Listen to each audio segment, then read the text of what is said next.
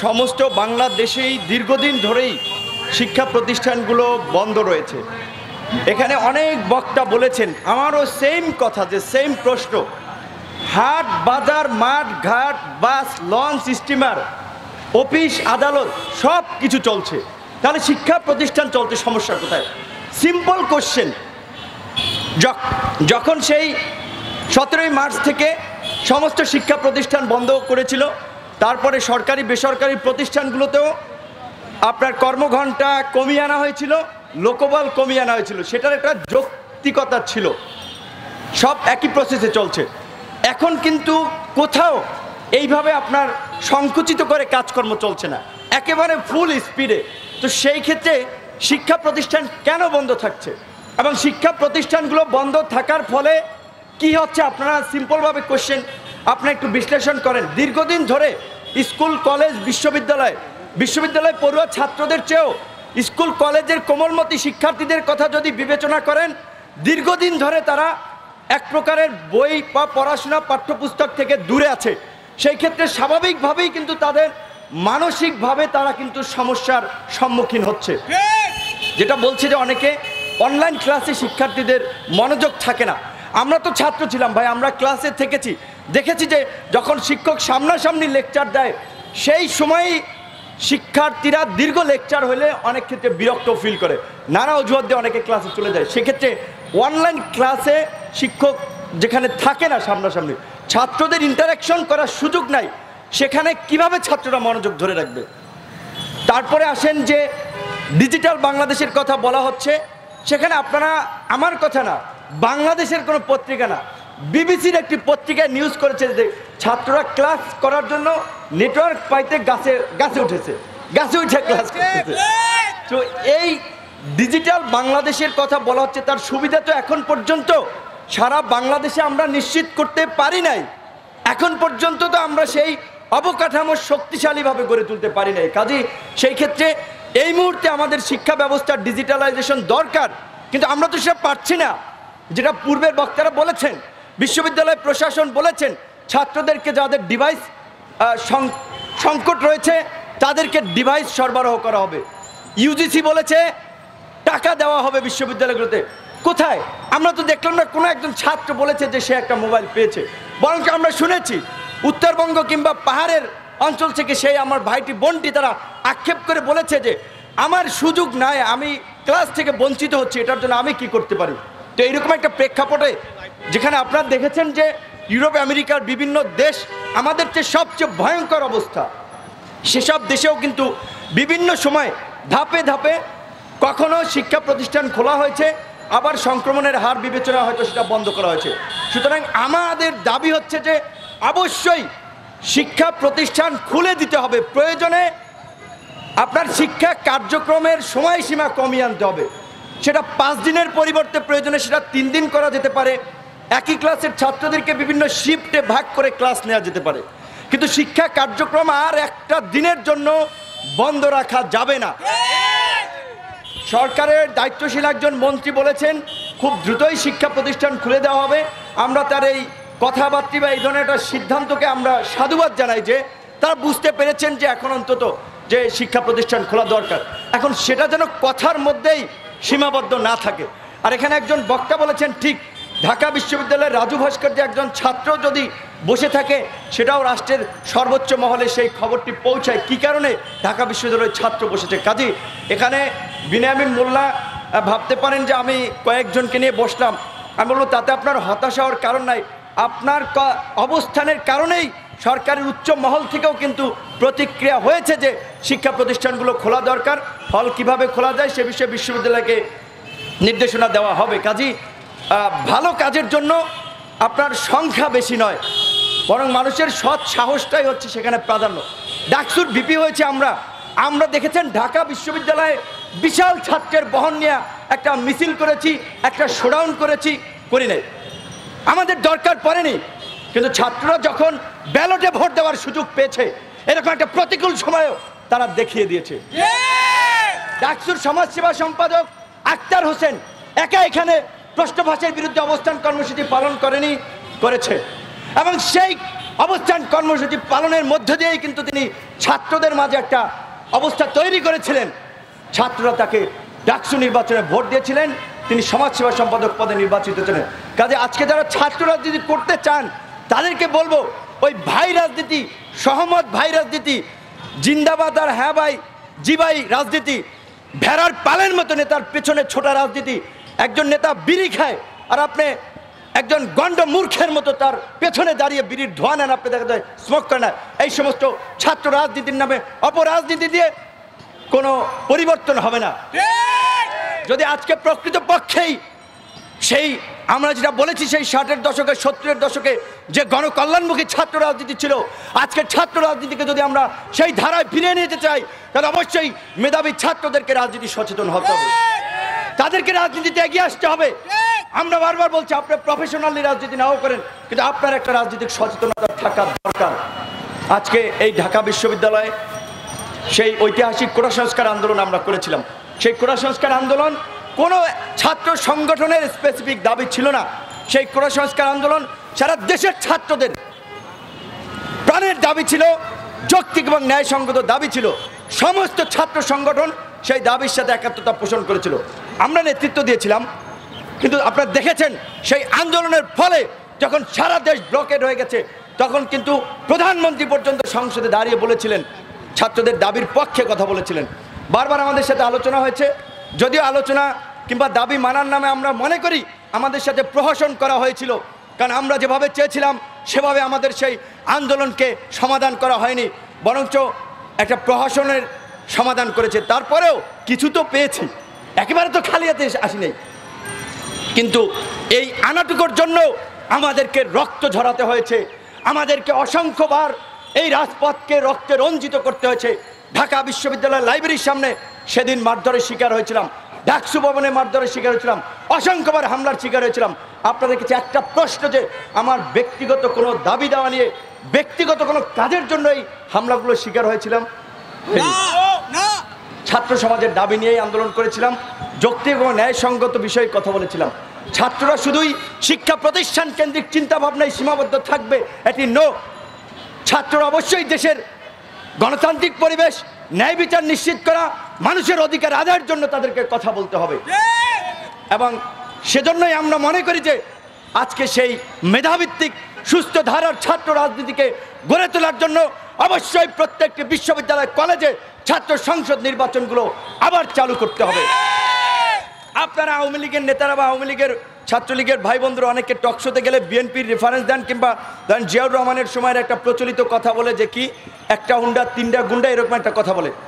তো আমি একটা জিনিস বলতে চাই, এই ছাত্র সংসদ নির্বাচন কি শুধুমাত্র বিএনপি কিংবা ছাত্রদল বন্ধ রেখেছে? ছাত্রলীগের ভাই কিংবা আওয়ামী লীগের কোনো তাদের দায় নাই? তাদেরও দায় রয়েছে, কারণ ক্ষমতায় যারাই ছিল তারাই ক্ষমতাকে কুক্ষিগত করতে, মেধাভিত্তিক ছাত্র রাজনীতিকে নিরুৎসাহিত করার জন্য অস্ত্র এবং পেশি শক্তি নির্ভর ছাত্র রাজনীতিকে তারা ক্যাম্পাসগুলোতে প্রমোট করেছে, ক্যাম্পাসগুলোতে চালু করেছে। যে কারণে আজকে দেখা যাচ্ছে, আপনি দেখেন কয়টা ছেলে ছাত্র রাজনীতি করার পরে তিনি পিএইচডি করেছেন, উচ্চ পর্যায়ের গবেষক হয়েছেন, রুদ্র মোহাম্মদ শহীদুল্লাহ কিংবা তাদের মতো এরকম একজন ভালো সাহিত্যিক হয়েছেন, একজন টিভি অভিনেতা হয়েছেন। কয়টা সাংস্কৃতিক কর্মী তৈরি হয়েছে এই ছাত্র রাজনীতি থেকে। এটা ছাত্র রাজনীতির দুর্বলতা। কাজে ছাত্র রাজনীতিকে মেধা ভিত্তিক ছাত্র রাজনীতি ফিরিয়ে আনতে হলে অবশ্যই কলেজ বিশ্ববিদ্যালয়গুলোতে ছাত্র সংসদ নির্বাচন আবার চালু করতে হবে। এবং আজকের এই একটি বিষয়ে বোধহয় আমি দেখেছি যে ছাত্রলীগ, ছাত্রদল, বাম সংগঠন, ছাত্র অধিকার পরিষদ, সকল ছাত্র সংগঠন একমত পোষণ করেছে যে ঢাকা বিশ্ববিদ্যালয়ের বর্তমান প্রেক্ষাপটে হল খুলে স্বাস্থ্যবিধি মেনে হল খুলতে হবে এবং হল খুলেই পরীক্ষা নেওয়ার ব্যবস্থা করতে হবে। কাজেই বিশ্ববিদ্যালয় প্রশাসনের তো এই দাবি অ্যাভয়েড করার কোনো চান্সই নেই, যেখানে ছাত্রলীগ, ছাত্রদল, প্রগতিশীল ছাত্রজোট, ছাত্র অধিকার পরিষদ সবাই বলছে তো বিশ্ববিদ্যালয় প্রশাসন কেন খুলবে না? কিন্তু রয়েছে অবশ্যই, কারণ সব কিছু দৃশ্যমানভাবে যা দেখা যায় তার অগোচরে আবার অনেক কিছু ঘটে। তো আমার মনে হয় যে হয়তো পেছনে আবার কিছু ঘটছে। কেউ বলছেন যে স্যার খুলেন না, খোলার দরকার নাই, ওরা প্রতিবাদ করে সমস্যা ওরা করুক, আমরা একটা স্মারকলিপি দিচ্ছি। কার্যকরভাবে যদি ছাত্রলীগ, ছাত্রদল, ছাত্র অধিকার পরিষদ, প্রগতিশীল ছাত্রজোট যদি মনে করে যে স্বাস্থ্যবিধি মেনে হল খুলে পরীক্ষা নিতে হবে। এই দাবিতে সবাই রাজু ভাস্কর্যের সামনে দাঁড়িয়ে যাক। এটা তো কোনো ছাত্রলীগ ছাত্রদল কারো স্পেসিফিক এজেন্ডা নির্ভর কোনো দাবি নয়, এটা ছাত্রদের দাবি। সুতরাং এই মৌলিক দাবিতে অন্তত ছাত্র সংগঠনগুলোর মধ্যে একটা ঐক্যের সুর প্রতিষ্ঠিত হোক, আমরা সেটা চাই। আপনারা দেখেছেন এই বিনিয়ামিন মোল্লা যখন অবস্থান কর্মসূচি পালন করেছে, আমাদের সম্মানিত প্রক্টর মহোদয় ডেইলি স্টার একটি কমেন্টস দিয়েছেন যে একজন ছাত্র 2-3 জন ছাত্র চাটই পেতে বসে গেল আর আন্দোলন হলো। কি ধরনের নিম্ন রুচির পরিচয় একজন শিক্ষক এই ধরনের কমেন্ট করতে পারে? ধিক্কার জানাই আপনাদের এই ধরনের নোংরা বক্তব্য, ধিক্কার জানাই। একজন প্রক্টর হিসেবে তিনি কখনোই এ ধরনের বক্তব্য দিতে পারেন না। ঢাকা বিশ্ববিদ্যালয়ের ভিসি আপনারা দেখেছেন, সেই 71 সালে ঢাকা বিশ্ববিদ্যালয়ের ভিসি ছিলেন বিচারপতি আবু সাইদ চৌধুরী। তিনি জেনেভা একটি মানবাধিকার কনভেনশনে গিয়েছিলেন, সেখানে বসে তিনি শুনলেন তার ছাত্রদের উপরে আঘাত এসেছে, 2 জন ছাত্র মারা গিয়েছে। তখন তিনি তৎকালীন সময়ে পাকিস্তান শিক্ষা দূতাবাসের মাধ্যমে শিক্ষা সচিবকে একটা নোটিশ পাঠিয়েছিলেন যে আমার বিশ্ববিদ্যালয়ের যেখানে 2 জন ছাত্রকে গুলি করা হয়েছে, আমি আর এই বিশ্ববিদ্যালয়ের উপাচার্য থাকার পদে আমি থাকতে পারি না। আমরা দেখেছি উপাচার্য হিসেবে অধ্যাপক মুজাফফর আহমদ চৌধুরীকে, আমরা দেখেছি এমাজউদ্দিন আহমেদের মতো ব্যক্তিত্ব, এবং বর্তমান ভিসি স্যারকে বলবো আপনার উত্তরসূরি আওয়ামী ঘরানারই শিক্ষক ছিলেন, একে আজাদ চৌধুরীও বিশ্ববিদ্যালয়ের উপাচার্য ছিলেন। আজকে আপনারা উপাচার্য হয়ে ছাত্রদের নিয়ে যে ধরনের মন্তব্য করছেন সেগুলো অত্যন্ত দুঃখজনক এবং অনভিপ্রেত। আপনারা দেখেছেন যখন সেই কোটা সংস্কার আন্দোলনে যখন আমরা হামলা মামলার শিকার হয়েও আমরা আন্দোলন করেছিলাম, যেখানে শুরুর দিকে ঢাকা বিশ্ববিদ্যালয়ের ছাত্র শিক্ষক সবাই এই আন্দোলনে ঐক্যমত পোষণ করেছিল, সেই আন্দোলনেও বিশ্ববিদ্যালয়ের ভিসি, এই বর্তমান ভিসি আমাদেরকে জঙ্গি তালেবানদের সাথে তুলনা করে বক্তব্য দিয়েছিলেন। ডাকসুর ভিপি হিসেবে একাধিকবার বিভিন্ন জায়গায় হামলার শিকার হয়েছি। বিশ্ববিদ্যালয়ের ভিসি হিসেবে তার উচিত ছিল তার নির্বাচিত একজন ছাত্র নেতা আমাকে দেখতে যাওয়া। তিনি শুধুমাত্র ঢাকা মেডিকেলে আমাকে একবার দেখতে গেছিলেন, আর কোথাও তিনি আমাকে দেখতে যাননি।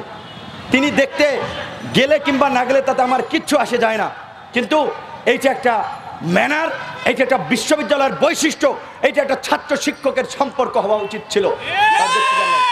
এবং ঢাকা মেডিকেলে দেখতে গিয়েছিলেন কেন? আমার মনে হয় যে যেহেতু আওয়ামী লীগের উচ্চ পর্যায়ের নেতৃবৃন্দ সেদিন জাহাঙ্গীর কবির নানক সাহেব, আওয়ামী লীগের প্রেসিডিয়াম সদস্য SM এবং আফম বাহাউদ্দিন নাসিম সাহেব যখন ছাত্রলীগের বর্তমান সভাপতি আল নাহিয়ান খান জয় এবং লেখক ভট্টাচার্যকে নিয়ে দেখতে গিয়েছিলেন, তখন হয়তো ঢাকা বিশ্ববিদ্যালয়ের ভিসি একটু লজ্জায় পড়ে গিয়েছিলেন যে রাজনৈতিক নেতারা দেখতে যায়, সেখানে আমি দেখতে না গেলে কেমন হয়, তখন তিনি গেছিলেন। এই হচ্ছে আমাদের বিশ্ববিদ্যালয়ের অভিভাবক, এই হচ্ছে বিশ্ববিদ্যালয়ের উপাচার্য।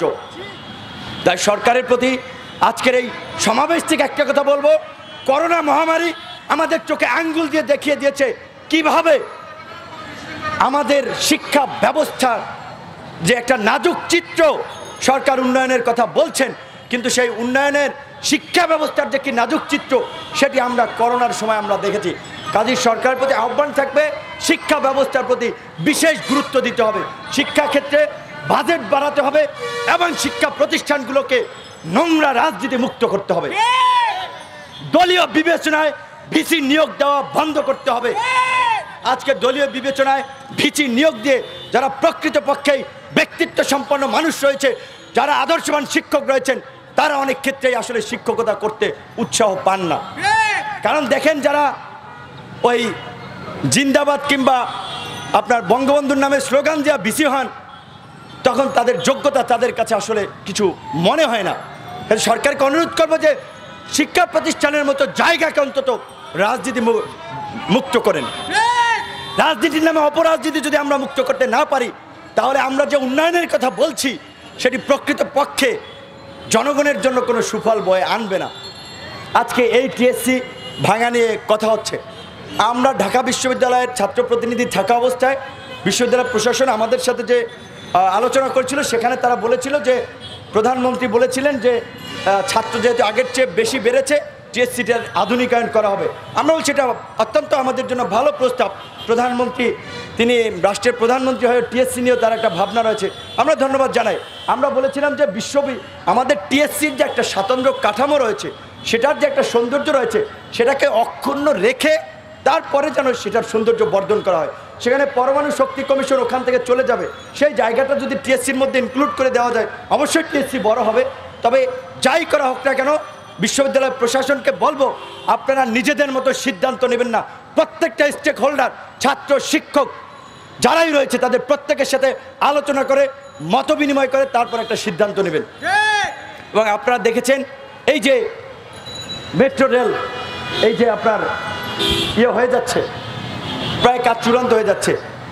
আমি আজকে সমস্ত ছাত্রদেরকে, যাদের বিবেক রয়েছে, বুদ্ধি রয়েছে, যাদের মধ্যে ন্যূনতম বিবেক রয়েছে, তাদের কাছে প্রশ্ন করতে চাই, এই মেট্রো রেলটা চাইলে আপনার ওখানে যে শিশু পার্ক রয়েছে ওখান দিয়ে কিন্তু নেওয়া যেত,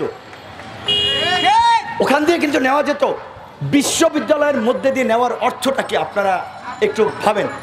তারপরে আমরা বলছি যে বিশ্ববিদ্যালয়ের ছাত্রদের সহজের জন্য শাহবাগ থেকে, এইখান থেকে এইটুকু ক্যাম্পাসে হেঁটে আসতে পারবে না ছাত্ররা? পারত। আমরা দাবিও জানিয়েছিলাম, কিন্তু আমাদের কথা শোনা হয়নি। এবং সবচেয়ে দুঃখজনক যে আজকে বিশ্ববিদ্যালয়ের সাবেক ট্রেজারার, এখন বর্তমান ট্রেজারার আছেন কিনা আমি জানি না, কামাল সাহেব, উনি এটার বিরোধিতা করেছিলেন, কিন্তু বিশ্ববিদ্যালয়ের অন্যান্য দায়িত্বশীল প্রশাসন এটা নিয়ে কোনো কথাই বলেননি। কারণ তারা একটা জিনিস চিন্তা করে যে সরকারের তোষামোদি করেই পদে থাকতে হবে, কারণ যদি আমাদের কথায় সরকার নাখুশ হয় তাহলে চেয়ারটা ছুটে যেতে পারে। এই ধরনের ব্যক্তিত্ব নিয়ে ঢাকা বিশ্ববিদ্যালয়ের প্রশাসন হওয়া যায় না। আজকে ঢাকা বিশ্ববিদ্যালয়ের যে প্রক্টরের কথা বললাম, সেই প্রক্টর সাহেব সিটি কর্পোরেশন নির্বাচনের আগে ব্যারিস্টার তাপস সাহেবের নির্বাচনী সভায় এখানে ভোট চেয়েছিলেন, নৌকার পক্ষে ভোট চেয়েছিলেন। অবশ্যই আপনার একটা ভোটাধিকার রয়েছে, আপনি নৌকা দেন, ধানের শীষে দেন, কিংবা লাঙ্গলে দেন, আর যাই দেন আপনি দিতে পারেন। কিন্তু আপনি যখন ঢাকা বিশ্ববিদ্যালয়ের প্রক্টর, সকল ছাত্রদের প্রক্টর, এই বিশ্ববিদ্যালয়ের একজন অভিভাবক, সেই জায়গা থেকে আপনার কোনো রাজনৈতিক দর্শন থাকলেও তো আপনি দায়িত্বে থাকা অবস্থায় সেটি নিয়ে মন্তব্য করতে পারেন না। কিন্তু আমরা দেখেছি এভাবেই তারা ব্যক্তিত্বকে বিসর্জন দিয়ে তারা আজকে শিক্ষকতা এবং প্রশাসকের নতুন দৃষ্টান্ত উপস্থাপন করেছে। তাই আজকে ছাত্রদেরকে বলবো, ঢাকা বিশ্ববিদ্যালয়ের যে ঐতিহ্য রয়েছে, ইতিহাস রয়েছে, শিক্ষার পাশাপাশি এদেশের মানুষের গণতান্ত্রিক আন্দোলন সংগ্রামের ইতিহাস, মানুষের অধিকার আদায়ের ইতিহাস, আজকে ঢাকা বিশ্ববিদ্যালয়ের শতবর্ষের দ্বার প্রান্তে উপনীত হতে যাচ্ছে। ছাত্রদেরকে আজকে সেই শক্তিতে বলিয়ান হয়ে অতীতের মতো জাতির সংকটে ভূমিকা পালন করতে হবে। এবং আমি আবারও